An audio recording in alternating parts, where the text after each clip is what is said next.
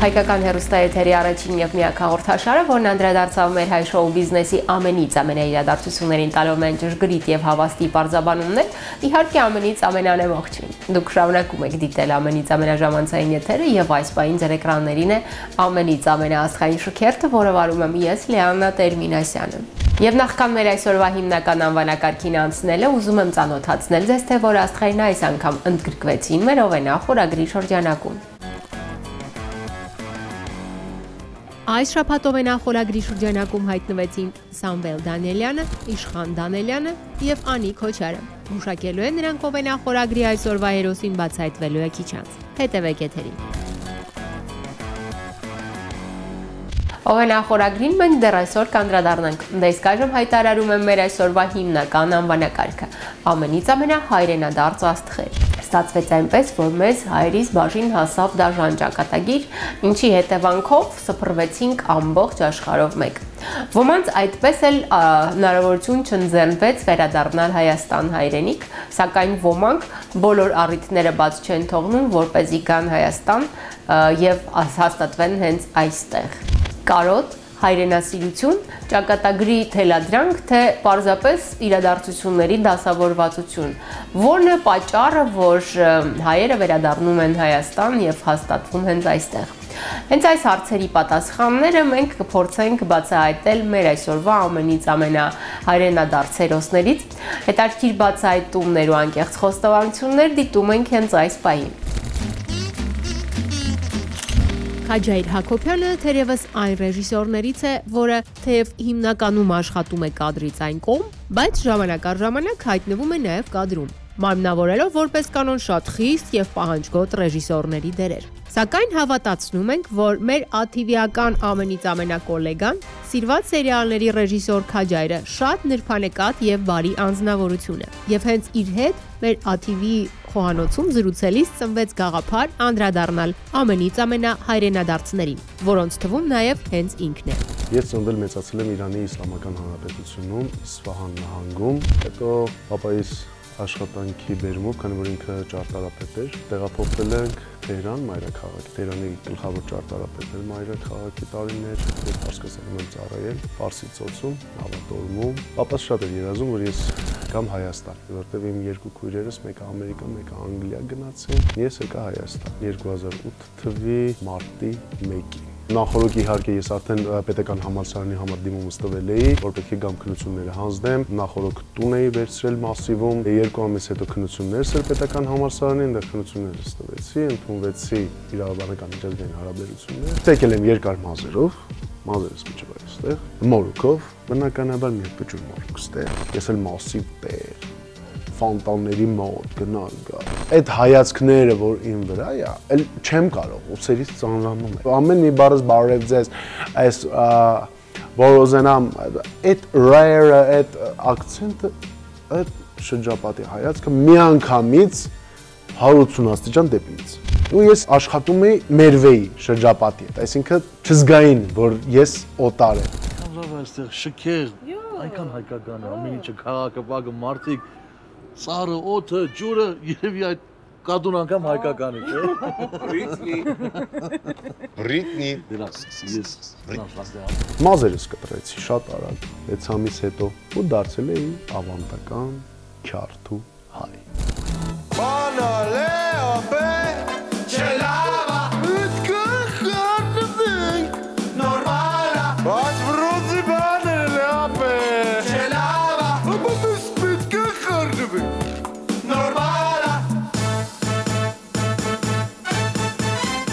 Քաջայրն անկեղծ խոստովանում է, որ իր համար միշտ հոգեհարազատ է եղել արվեստը։ Անգամ Իսպահանում բնակվելու տարիներին ինքն ընդգրկված էր տեղի հայկական մշակութային կյանքի անցուդարձի մեջ եւ շատ տրամաբանական էր, որ Հայաստանում հայտնվելով ինքը մի օր պետք է թողներ ամեն ինչ եւ ամբողջովին նվիրվեր արվեստին։ Իսկ ավելի ստույգ ընդունվեր Երևանի կինոյի եւ թատրոնի պետական ինստիտուտ։ Այդպես էլ եղավ։ Ընդունվեցի Վահե Շահվերդյանի կուրս։ Այդ առաջի տարին էր, որ մի կուրսում եւ ռեժիսորներ էին եւ դերասաններ։ Ակցենտից հետ խնդիր կար մինչեւ ինստիտուտ։ Շատ օգնեց Գրետա Մեժլումյանը եւ Լալա Մնացակալյանը։ եղբորդ հետ էլի ուզում եք այստեղ երկար մնաք, ինչքան եք մնալու։ Այ որ սենց նույն երևի չգնանք էլ, այստեղ մնանք։ Молодец, мужик։ Ինչ չասա, Ասեց ապրես տղամարդ։ Այդ կուրսը, որ ես ունեցել եմ, այն շրջապատը, որ ես ունեցել եմ, եղել է երևի թե իմ ամբողջ ապրած տարիների ամենալավ տարիներ, որովհետև ես այդ ժամանակ ծանոթացել եմ Ծիանայի հետ, այդ ժամանակ ես նշանվել եմ, այդ ժամանակ ես ամուսնացել եմ, այդ ժամանակ ես ձեռք եմ բերել հրաշալի ընկերներ, հրաշալի մասնագիտություն, անցել եմ աշխատանքային փուլ իմ մասնագիտությամբ։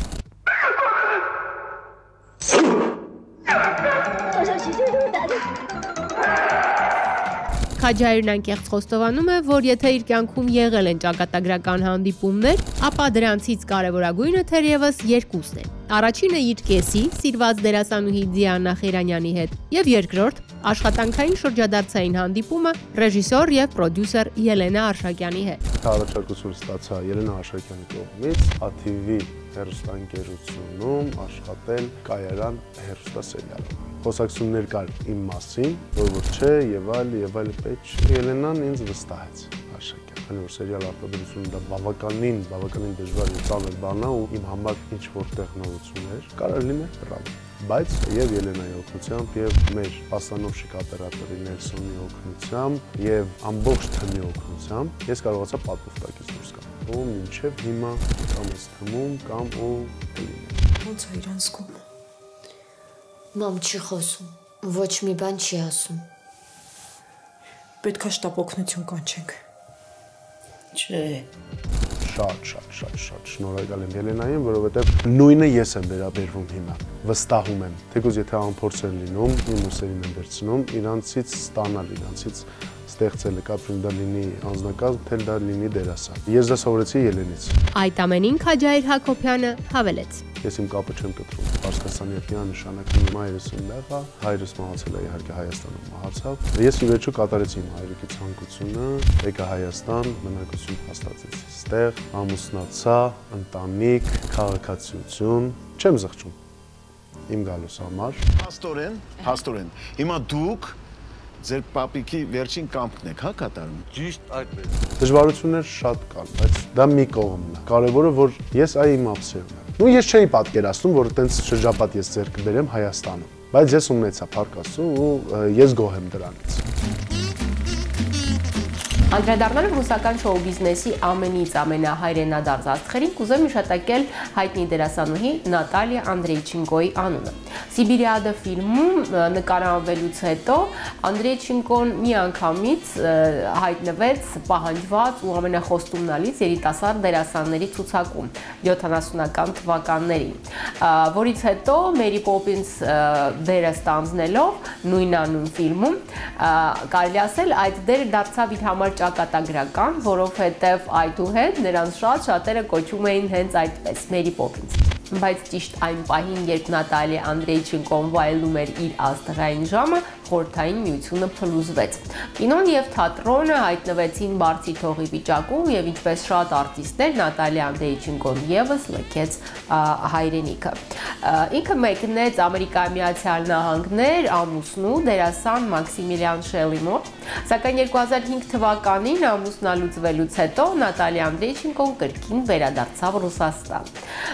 Հույս ունենալով, որ նկարահանվելու է տարբեր ֆիլմերում, սակայն իր սպասումները չարդարացվեցին եւ ինքը կրկին լքեց Ռուսաստանը, այս անգամ Մեքսիկա։ Ճիշտ է, ժամանակ առ ժամանակ Նատալիա Անդրեյչենկոն վերադառնում է պատմական հայրենիք, նկարահանվում տարբեր հեռուստատեսային նախագծերում, մասնակցում կինոփառատոներին, հենց ինքը դերասանուհին փաստում է, որ ապրում է երկու պետություններում՝ Ռուսաստանում եւ Մեքսիկայում։ Դες ես շարունակում եմ ներկայացնել ձեր ուշադրությանը մեր այսօրվա շքերթի մասնակիցներին։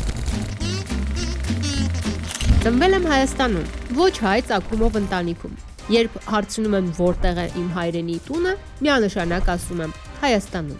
Դմիտրի Պիսարենկո։ դաստիարակվել եմ այս միջավայրում Երևանի 70-ական 80-ականների այդ մթնոլորտում սովետական միություն էր տիպիկ, բայց հայկական համու հոտով։ Մեր բակը կենտրոնում էր, մի ժամանակ այս հաղորդում էի անում, տարիներ անցան, երբ որ ճանաչված եւ ոչ ճանաչված ժամանակակիցները պատմում էին իրանց բակային մանկության մասին եւ մի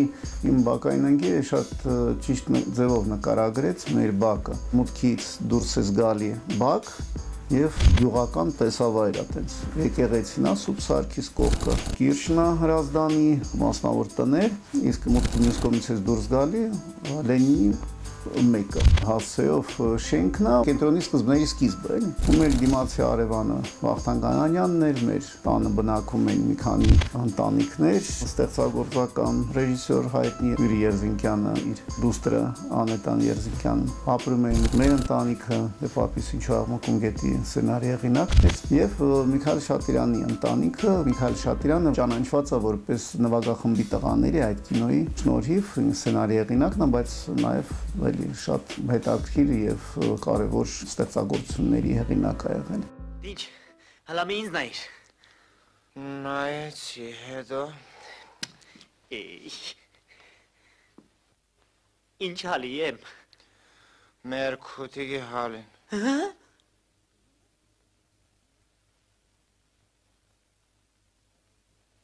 Այ տղա, երազումդ գելու արամի ոչ ես տեսել։ Ինչ է որ։ Սփռնած է։ Սիպտակ ղուշը քեզ օրի։ Ստացվեց այնպես, որ 2001 թվականին Դմիտրի Պիսարենկոն NTV ռուսական հեռուստաալիքի կողմից ստացավ առաջարկ մեկնել Հյուսիսային Կովկաս, որտեղ այդ պահին տեղի էր ունենում Չեչնիայի պատերազմական գործողությունները։ Կովկասյան բյուրոյի ղեկավարի դիրքը առաջարկվեց եւ ինձ համար հետաքրքիր էր, որտեղ դա ոնց որ ասած այրական թեմա էր ու նաեւ իմ հորական կողմը այդ կողմերից են 5 տարի աշխատելով այնտեղ հետո տեղափոխվեցին Մոսկվա 14 տարի տևեց այդ ժամանակաշրջանը երբ որ գալիս էի արձակուրդներին բայց այդտեղ իմ հայրական պապական տունը իհարկե այդտեղ էր տատիկս միջալոցնա լիտվուհի էր ազգությամբ ու մինչև 100 տարի ապրեց այստեղ է հանգրվանել Դմիտրի Պիսարենկոն անկեղծ խոստովանում է, որ ինքը ոչ միայն երբեք չի փոխի իր բնակության երկիրն, այլ նաև երբեք չի փոխի իր հայրենի տունը, որտեղ ինքը ծնվել եւ մեծացել է։ Փորձեցի իմ սերնդակիցներին բարբերաբար հավաքել։ Պարզվեց, որ ես միակն եմ մեր սերունդից, որը մնացել եմ Բաքում, ու ինձ որ հարցում են դու ով ես ազգությամբ, ես ասում եմ դու ռուսերեն ավելի լավ է դա հնչում էլի։ По паспорту я русский, фамилия украинская, на четверть литовец дворянин, а душой армянин։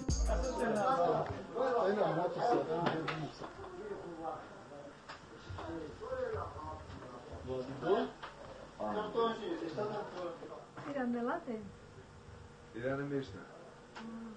Панчка, ты джан держись. Что? Я их в Антона. Я. А? Гриша, бегай Антона. Դե մկրտված եմ ես հայկական եկեղեցում, ու մեկ էլ դե հայկական բանակի պայծազորի սպա եմ,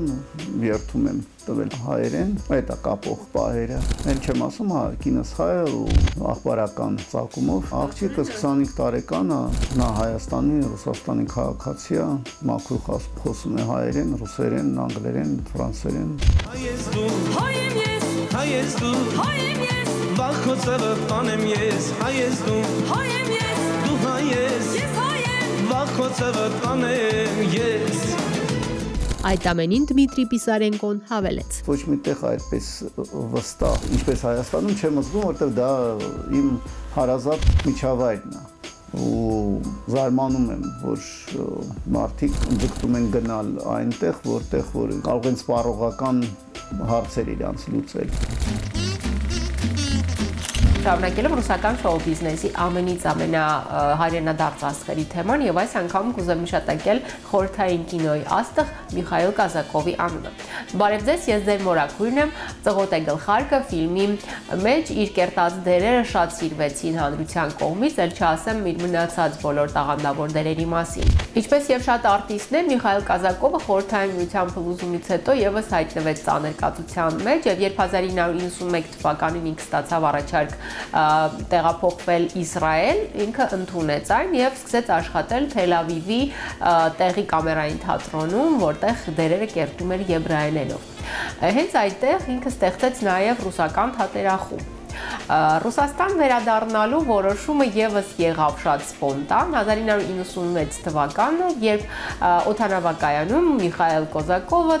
ճանապարհում էր իր դերասան գոլեգաներին, որոնց թվում էին նաեւ Լյուդմիլա Գուրչենկան եւ Ալեքսանդր Շիրինդը։ Եվ ինքը շատ սպոնտան ձևով որոշում կայացրեց, գնեց Տոմսել եւ նրանց հետ միասին վերադարձավ Ռուսաստան։ Ինձ միշտ թվում էր, որ ես կոսմոպոլիտ եմ, սակայն էմիգրացիայում հասկացա, որ դա այդպես չէ։ Հարցազրույցների ժամանակ միշտ անկեղծ խոստովանում էր Միխայել Կազակովը։ Սակայն 2010 թվականին ինքը ճարահատյալ տեղափոխվեց դարձյալ Իսրայել, ուներ ախտորոշում բուժվելու նպատակով, սակայն ախտորոշումը իրականում ճակատագրական էր եւ 2011 թվականին Միխայել Կազակովը մահացավ, իսկ նրա աջունը տեղափոխվեց Մոսկվա։ Ձեզ հետ շարունակում եմ ներկայացնել ձեր ուշադրությանը մեր այսօրվա շքերթի մասնակիցներին։ Ստացվեց այնպես, որ 2014 թվականին հայտնվեցի Գերմանիայում։ Երբեք նպատակ չեմ ունեցել մնալ այնտեղ, սակայն եղավ այն, ինչ եղավ։ Անի Քոչար։ Երբ 18 թվականին որոշել էի, որ վերջ ինչ ուզում է լինի, աշխարհն էլ փլվի, միևնույն է ես հետ եմ վերադառնում Հայաստան, ընդամենը 1 շաբաթ հետո ես հայտնվեցի վերակենդանացման բաժանմունքում եւ ինձ մոտ այդ օնկոլոգիական խնդիրը երբ ի հայտ եկավ, ես հասկացա, որ չէ, նորից բավական երկար ժամանակով հետաձգվեց իմ հայրենիք վերադարձը եւ արդյունքում 8 տարի մնացի Գերմանիայում, բայց այդ 8 տարիները փորձեցի հոգուտ ինձ օգտագործել հնարավորինս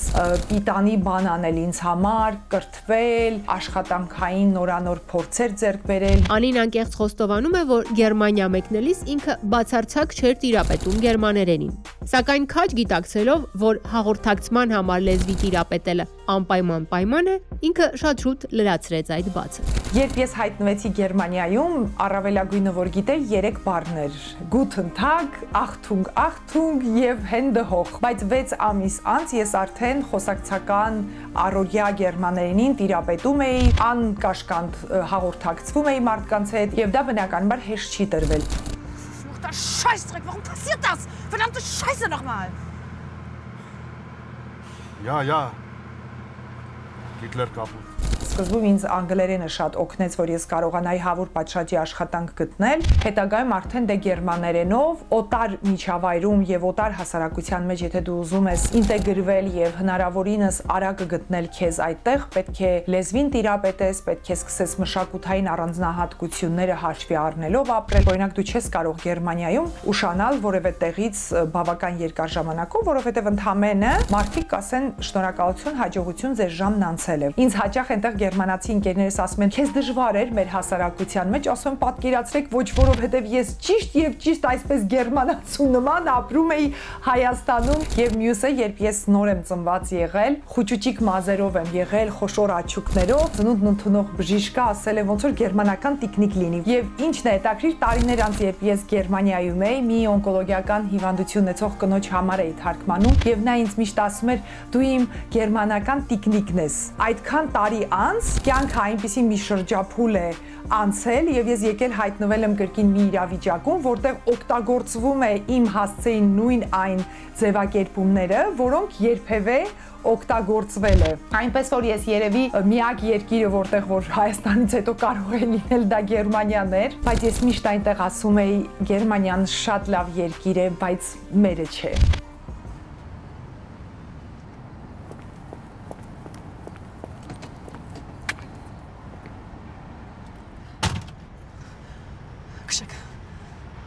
Բայց ոնց որ թե դուք ձեր ապագան մենակ Գերմանիայում եք պատկերացնում, օրիորդ հասնացում։ Դե իմ կյանքն էլ ոնց որ ուրիշ ձև է դասավորվում։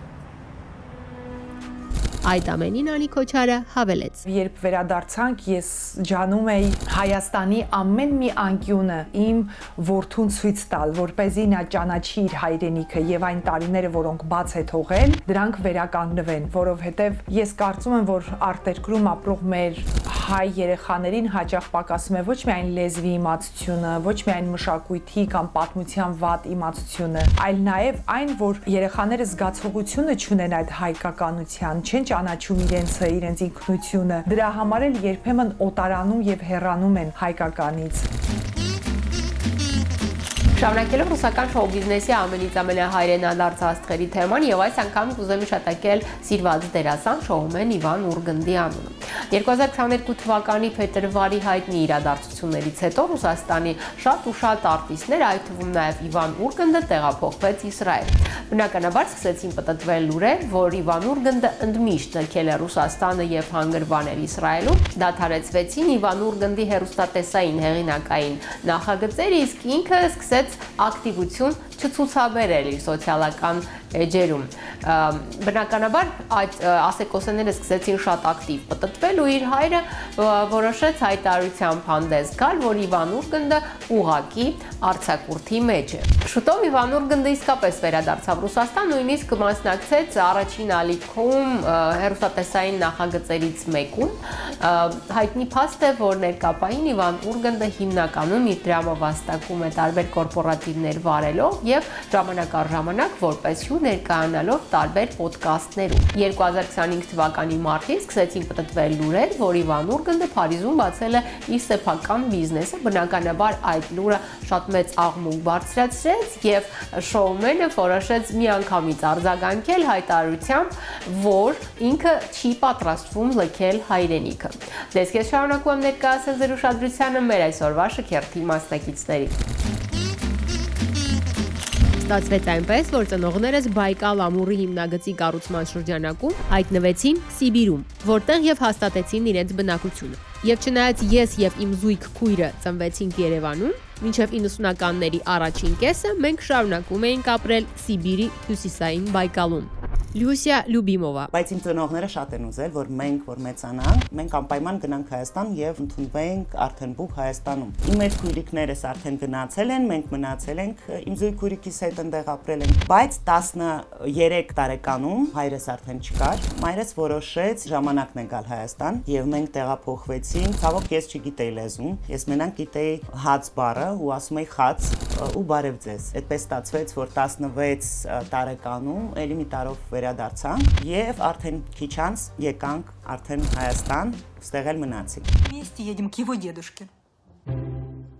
К дедушке. В Армению.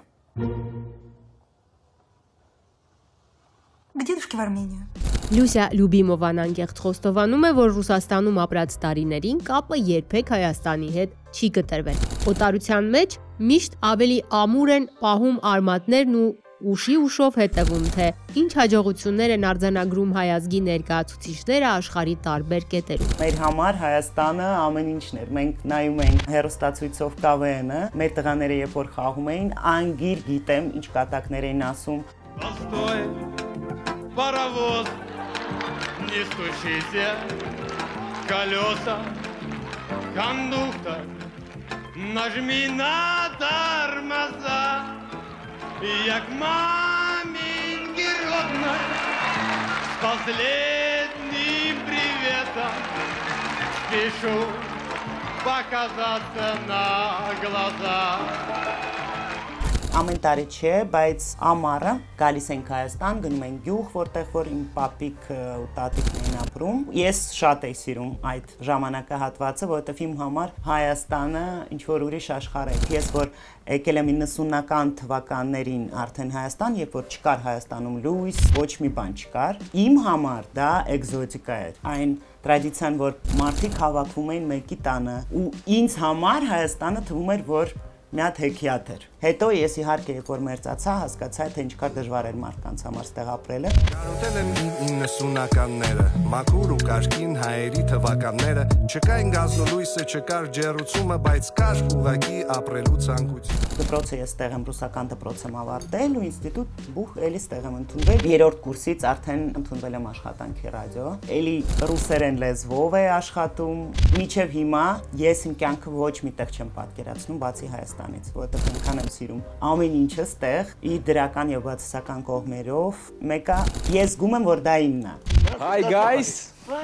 Եկել եմ։ Վայ Ռաֆուլիկ ջան։ Վայ բարով եկար,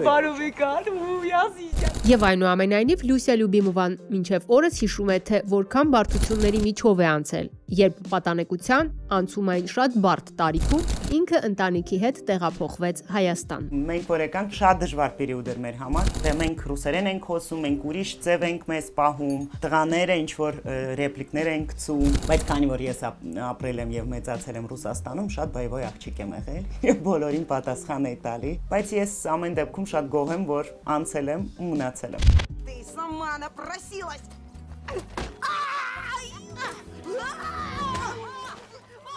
И валяй сюда. Ես պարապում էի հայերեն դպրոցում, որովհետև մենք պետքա տային քննություն ու մեզ ասացին, որ պետքա քննության ժամանակ գրել շարադրություն։ Դա տանչի դա շարադրությունը, ես պետքա շարադրեմ իմ մտքերը եւ մենք վերցրեցինք շտեմարանը եւ դասատուի հետ անգիր ենք սովորում այդ շտեմարանից ինչ որ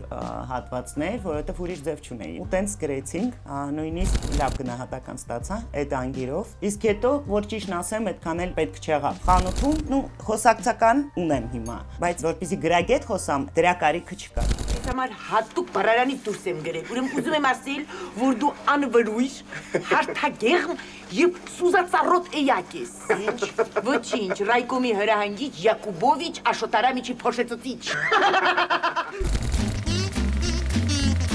Շարունակելով ռուսական շոու բիզնեսի ամենից ամենահայրենադարձ աստղերի թեման եւ այս անգամ կուզեմ իշատակել սիրված ու պահանջված դերասան Դանիլա Կազլովսկու անունը։ Երկար տարիներ Դանիլա Կազլովսկին համարվում էր ամենապահանջված ու ամենասիրված դերասաններից մեկը, սակայն 2022 թվականին, երբ ինքը տեղադրեց լուսանկարներ Ամերիկայի Միացյալ Նահանգներում, որտեղ բնակվում է իր աղջիկը, բոլորը միաձայն ասացին, որ Դանիլան լքել է հայրենիքը։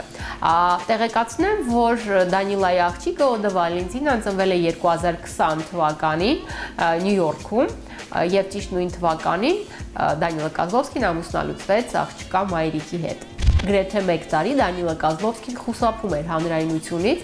նույնիսկ բաց թողեց Մայակ կինոփառատոնը, որտեղ հանդես էր գալիս ժյուրիի կազմում։ 2023 թվականին Դանիլա Կազլովսկին ներկայացրեց իր հեղինակային համերգ ներկայացումը, որով շրջագայեց եվրոպական մի շարք քաղաքներով մեկ։ Ռուսաստանում իր կարիերան ժամանակավորապես դադարեցված էր։ Իսկ 2025 թվականի փետրվարին Դանիլա Կազլովսկին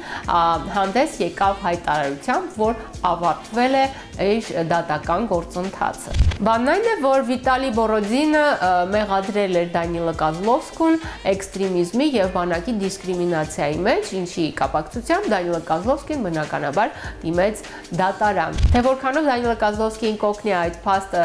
նորից ինտեգրվել ռուսական կինոինդուստրիայի մեջ, թերևս ժամանակը ցույց կտա։ Դե իսկ ես շարունակում եմ ներկայացնել ձեր ուշադրությանը մեր այսօրվա շքերթի մասնակիցներին։ Ծնվել եմ Երևանում։ 3 տարեկան է, երբ ընտանիքիս հետ տեղափոխվեցինք Մոսկվա։ Բնականաբար, երբ գնացի դպրոց, հայերեն գրել կարդալ չեմ սովորել։ Սոֆիա Դիլանյան։ Ես վերադարձել եմ Երևան, երբ որ 9 տարեկան էի։ Բնականաբար այդ բոլոր տարիներին ես ամեն տարի գալիս էի Երևան։ 3 տարի եմ սովորել Մոսկվայում դպրոցում, հետո որ հետ եկա Երևան, 4-րդ դասարանում խոսում էի, բայց տենց շատ ռուսական ակցենտով եւ մեր հայրենի դասատուն ինձ ասաց, որ եթե ես մի ամսվա մեջ այ բուբենը չսովորեմ, ինձ կուղարկեն թույլերի խումբ, իսկ թույլերի խումբը դա մեր ժամանակ պատիժ էր նորմալ երեխաների համար։ Ձերքերդ։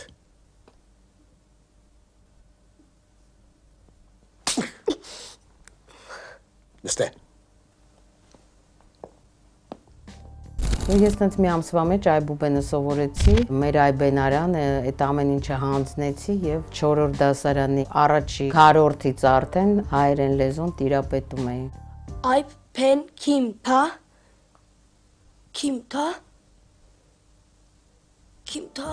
18 տարեկանում երկրորդ կուրսից հետո տեղափոխվել եմ էլի Մոսկվա ու այնտեղ շարունակել եմ էլի իմ ուսումը։ Այստեղ Բրյուսովի անվան օտար լեզուների ինստիտուտում էի սովորում, այնտեղ տեղափոխվել եմ Մոսկվայի պետական համալսարան, սկզբից էլի օտար լեզուների ֆակուլտետը, բայց հետո տեղափոխվեցի սոցիոլոգիայի բաժինը եւ ավարտեցի Մոսկվայի պետական համալսարանը Լոմոնոսովի անվան սոցիոլոգիայի բաժին։ Ոչ մի օր ճիշտը որ ձեզ ասեմ, ես սոցիոլոգ չեմ աշխատել, բայց հիմա հասկանում եմ, որ երևի թե ինչ որ շատ բան է ինձ տվել է, որովհետև սոցիոլոգիան հասարակության մասին գիտություն է։ Սոնյան անկեղծ խոստովանում է, որ միշտ եղել է շատ շփվող, առանց բարդույթների մարդ։ Այդ պատճառով շատ հանգիստ եւ առանց դժվարության ինտեգրվում էր ինչպես մոսկովյան, այնպես էլ երևանյան իրականության մեջ։ Միշտ եղել եմ շատ շփվող եւ երբեք ոչ միտեղ խնդիր չեմ ունեցել շփման, ոչ Մոսկվան, ոչ Երևանում։ Չնայած նրան, որ առանձնանում էի փոքր ժամանակ, որ մազերս մուգ էր, աչքերս մուգ էր, իսկ երբ որ վերադարձա Երևան, էլի էի առանձնանում, որովհետեւ հայերեն ուրիշ ձև էի խոսում, բայց ես երբեք դրանից չեմ նեղվել, երբեք չեմ կոմպլեքսավորվել ոչ այնտեղ, ոչ այստեղ։ Շատ եմ սիրում, ես քո դեպքես։ Մոսկվայում իմ ապրած տարիներին ես շատ մեծ ընկերական շրջապատ, ծանոթություններ ձեռք եմ բերել եւ այդ մեծ քաղաքում ապրելը երևի թե ինձ կոփել է եւ սարքել է այն ինչ որ ես կամ, որովհետեւ Երևանից հետո երբ որ դու ընկնում ես այդ մեգապոլիսը, ինչքան էլ դու այդ մեգապոլիսի ծակուցուկը գիտես, միևնույն է լրիվ տարբեր բան է եւ երբ որ ես արդեն վերադարձա էլի Հայաստան, դա 2007 թիվներ։ Մի քանի տարի դեռ իմ Մոսկվայի ընկերները ինձ զանգում էին ու հարցնում էին այս փողոցը ոնց կարելի է հասնել, այն փողոցը ոնց կարելի է հասնել Մոսկվայի։ Что здесь все выходы, входы поменяли, никаких указателей? Это женщина сказала прямо. Правильно, туда. Այն հարցին թե որտեղ է Սոնյան իրեն զգում ավելի հարմարավետ, ինչու է ինքը այնուամենայնիվ հաստատվել Հայաստանում, ինքն անկեղծ խոստովանեց հետևյալը։ Հայաստանի միայն եղանակային պայմանները արդեն մեծ առավելություն են։ Մարդկանց ջերմությունը, մարդկանց պատրաստակամությունը եւ ինչպես կփաստեն բազում ռուսներ, որոնք եկան Հայաստան։ Հայաստանը շատերի համար դարձել է երկրորդ հայրենիք։ Իմ համար էլ նույնն է։ Ես օրինակ Մոսկվան մեկը համարում եմ իմ երկրորդ հայրենիքը։ Ամենից ամենան շարունակում է իր եթեր եւ բոլոր նրանք, ովքեր հենց այս պահին միացան մեզ, ուզում եմ ասել, որ այսօր մենք խոսում ենք ամենից ամենահայրենադարձ աստղերի մասին, շատ հետաքրքիր բացահայտումներ դուք արդեն բաց եք թողել, սակայն ոչ պակաս հետաքրքիր մանրամասներ սպասում են մեզ առջևում, մնացեք մեզ հետ։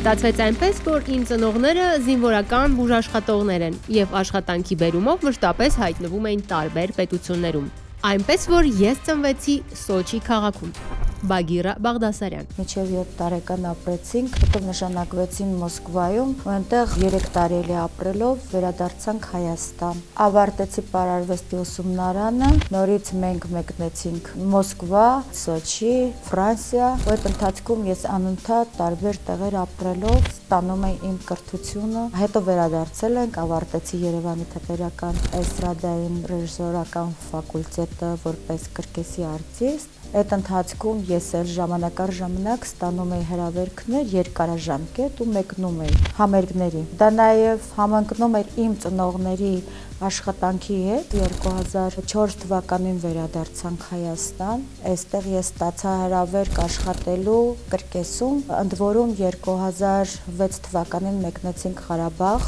ապրում էինք Մարտակերտում, այնտեղ էր մեր աշխատանքը մեր իմ ծնողների։ 2 տարուց հետո վերջնական վերադարձանք Երևան։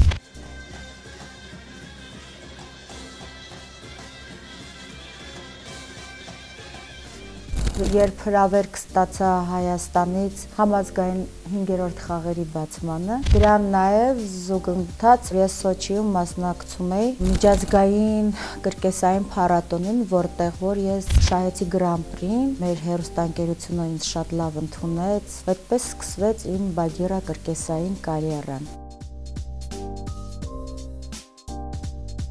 Դրանից հետո ես ընդունվեցի բժշկական ինստիտուտ, ավարտեցի էլի Մոսկվայում։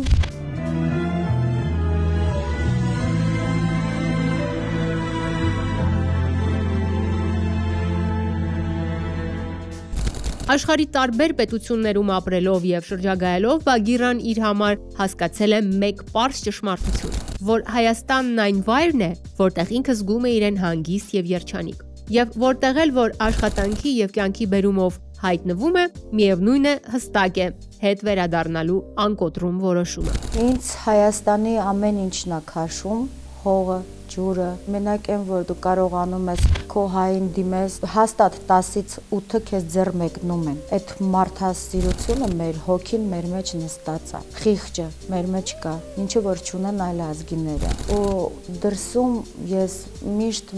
մեկուսացած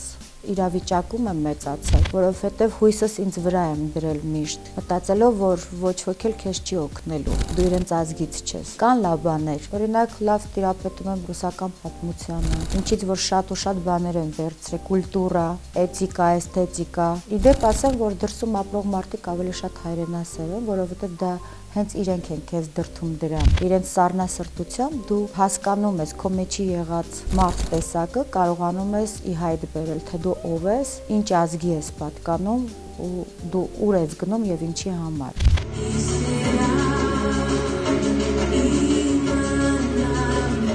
Այդ ամենին Բագիրա Բաղդասարյանը հավելեց. Ես արդեն հիմնական որոշումը կայացրել եմ, որ պետք է ապրեմ ու մնամ Հայաստանում, ինչքան էլ որ հրավերքներ կլինեն մշտական աշխատանքի այլ երկրներում, միևնույն է, ես կգնամ շրջագայության տեսքով նորից կվերադառնամ, բայց ոչ հիմնական ապրելու։ Եթե բոլորս սենց թողնենք ու գնանք, ուր կհասնի։ Եվս մեկ ամենից ամենահայրենադարձ մասնակից մնաց ներկայացնել ձեր ուշադրությանը եւ ես առանց չարաշահելու ձեր համբերությունը հանձնում եմ եթերը նրան։ Ծնողներս վրացահայեր են, սակայն աշխատանքի բերումով տեղափոխվեցին Ուկրաինա, որտեղ եւ հաստատվեցին։ Ես ծնվեցի Կիևում, ուսումս եւ գործունեությունը սկսեցի ծավալել հենց այնտեղ։ Հայաստանում հաստատվելը ստացվեց շատ պատահական, բայց ես այդ առիթով շատ ուրախ եմ։ Իշխան Դանելյան։ Չէի պատրաստում տեղափոխվել Հայաստան, այդ ստացվեց պատահական։ Շատ հաճախ մտածում էի ապրեմ Վրաստանում ու Ուկրաինայում։ Ինչի Վրաստանում, որովհետև իմ ծնողները Վրաստանից են, մենք այնտեղ ունենք տուն ու մտածում էի, որ կարամ գամ Թիֆլիս, Կիև, որովհետև Թիֆլիսը շատ եմ սիրում։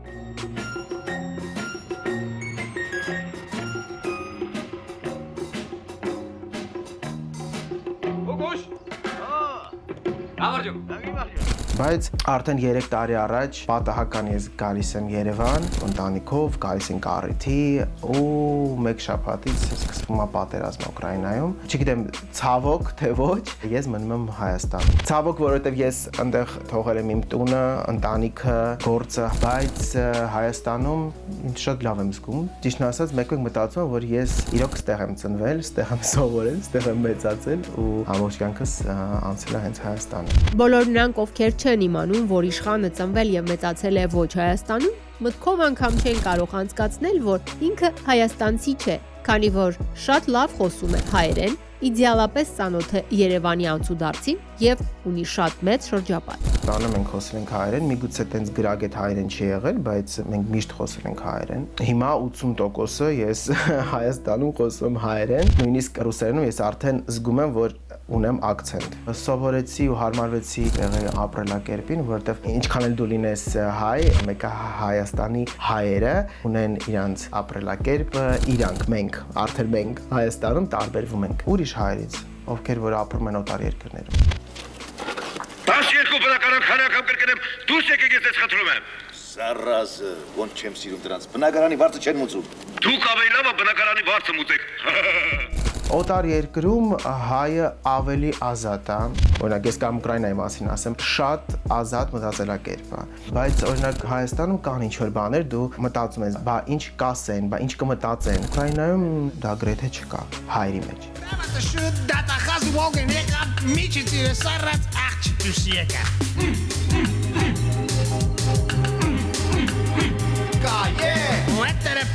Պամադն չփոփորած, բամեր վախտով թե պելեր կան, գավեշ։ Հարմարվեցի այստեղի անցուդարձի հետ, բայց ես չեմ փոխվել Հայաստանում, ես ոնց կայի Ուկրաինայում, տենց էլ կամ շարունակում եմ Հայաստանում աշխատել մեր բիզնեսը, որ Ուկրաինայում է ուղղակի on-line ու շարունակում եմ իմ նկարահանումները, ես ունեմ YouTube-յան Ալիկ Իշխանի Մալչիտ, շարունակում եմ ու ստեղ նկարում եմ, բայց Հայաստանի հետ այդ բիզնեսը, այս պրոյեկտը կապ չունի։ Ես ուղղակի ստեղ բնակվում եմ, ուղղակի ստեղ ապրում եմ, շփվում եմ, այցելում եմ տարբեր թատրոններ, ներկայացումներ եմ նայում, համերգներ։